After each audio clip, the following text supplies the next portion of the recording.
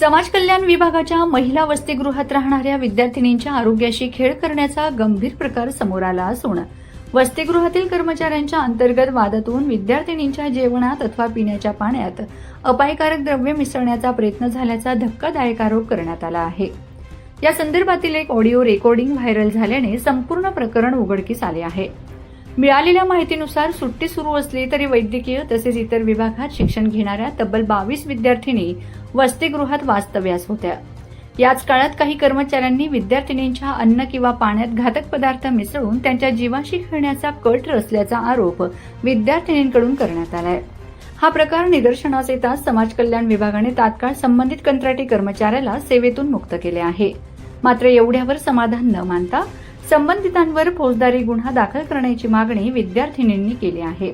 या प्रकरणी सुरुवातीला विद्यार्थिनींनी समाज कल्याण विभागाच्या वसतिगृहात जवळपास 3 तास आंदोलन केले। मात्र प्रशासनाकडून दखल घेतली जात नसल्याने विद्यार्थिनींनी थेट जिल्हाधिकारी कार्यालय गाठत तेथे ठिय्या आंदोलन सुरू केले। ज्यांनी विद्यार्थिनींच्या जीवाशी खेळण्याचे नियोजन केले त्या संबंधितांवर गुन्हे दाखल होत नाहीत तोपर्यंत आंदोलन मागे घेणार नाही असा इशारा आंदोलक विद्यार्थिनींनी दिला आहे। काय नाव आहे तुझं आणि काय अडचण आहे? माझं नाव प्रज्ञा थोरात आहे।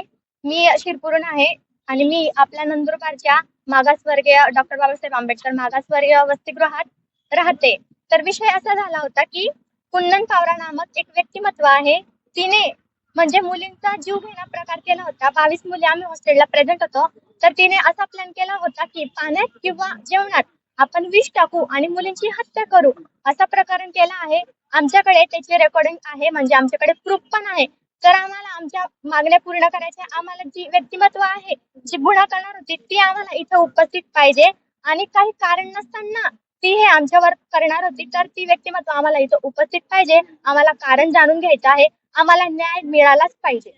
गेल्या किती दिवसापासून हा सगळा प्रकार चालू होता? गेल्या 15 दिवसापासून हा प्रकरण चालू होता, पण आमच्याकडे प्रूफ नव्हतं। पण आता आमच्याकडे प्रूफ आहे आणि त्या जी व्यक्ती आहे ती कुंदन पावरा, तिला अटक झाली पाहिजे आणि आम्हाला न्याय मिळालाच पाहिजे। आम्ही हॉस्टेलमध्ये 3 तासापासून आंदोलन करत होतो, पण काहीच झालेलं नाही। आमचे वंचित बहुजन आघाडीचे सदस्य आले, विद्यार्थी समितीचे सदस्य आले, त्याच्यामुळे आम्ही कलेक्टर ऑफिसला आलेलो आहे आणि आता तरी आम्हाला न्याय मिळालाच पाहिजे।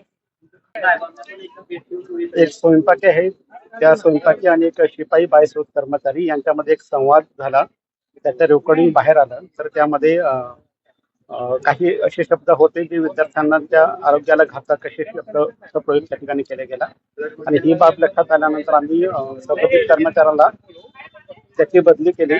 तिथं ते बायसोत कर्मचारी असल्यामुळे त्यांना सेवेतच आपण कमी केलेलं आहे। याच्यापुढे मुलांची मागणी आहे गुन्हा दाखल करण्याची, याबाबत काय कारवाई?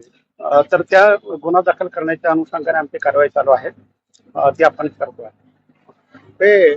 इतपत टेम्पररी कर्मचाऱ्यांची इतपत मजल केली की विद्यार्थ्यांच्या अन्नामध्ये किंवा पाण्यामध्ये विष प्रयोगाचा प्रयत्न किंवा समथिंग विद्यार्थ्यांच्या आरोग्यास घातक असा प्रयत्न, ही मोठी बाब नाही म्हणता येणार? नाही, हे जे काही झालं ते खूप चुकीचं आहे आणि आम्ही त्याचा निषेध करतो आणि आम्ही तात्काळ कारवाई केलेली आहे आणि सुरक्षेच्या अनुषंगाने आम्ही जे सुरक्षा रक्षक आहेत त्यांची सुद्धा बदली आपण करतोय आणि यानंतर अशा पद्धतीचं वर्तन कुठल्याही बारसोबती कर्मचाऱ्यांकडून होणार नाही, याबाबत संबंधित कंपनीला सुद्धा आम्ही तशी आपण सूचना आपण देतो। वॉर्डनच नाही हॉस्टेलला? नाही, आपल्याकडं रिक्त पद आहेत गृहपाल्याचे, आपण अतिरिक्त पदभार देऊन आपण कामकाज करून घेतो सध्या.